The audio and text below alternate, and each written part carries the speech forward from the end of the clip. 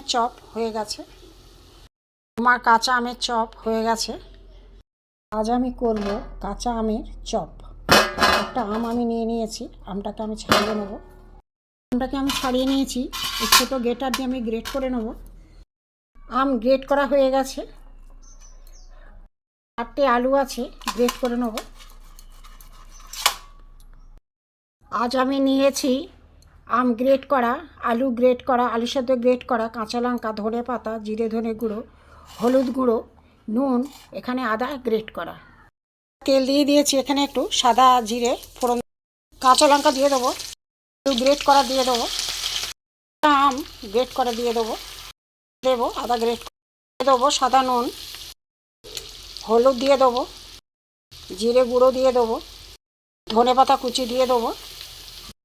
আমার আলুর পুরটা কষিয়ে নেবো ভালো করে। এতে একটু চাট মশলা দিয়ে দেবো, একটু গরম মশলা গুঁড়ো দিয়ে দিলাম, 2 চামচ বেসন নিয়ে নেব,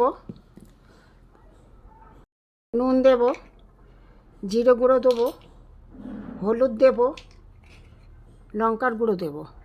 শুকনো উপকরণগুলো একটু মেখে নেব, অল্প করে জল দেবো, একটু ফেটিয়ে নেবো ভালো করে বেসন, একটু তেল দিয়ে নেবো।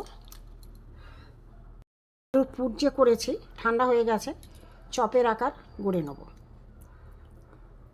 এই যে চপের আকার গড়ে নিয়েছি সব কটা। তেল গরম হয়ে গেছে, করে চপ নেব, নিয়ে বেসনে ডুবিয়ে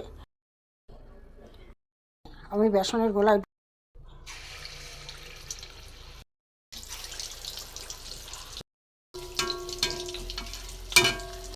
দেব। আমের চপ হয়ে গেছে বন্ধুরা, আমের চপ হয়ে গেছে।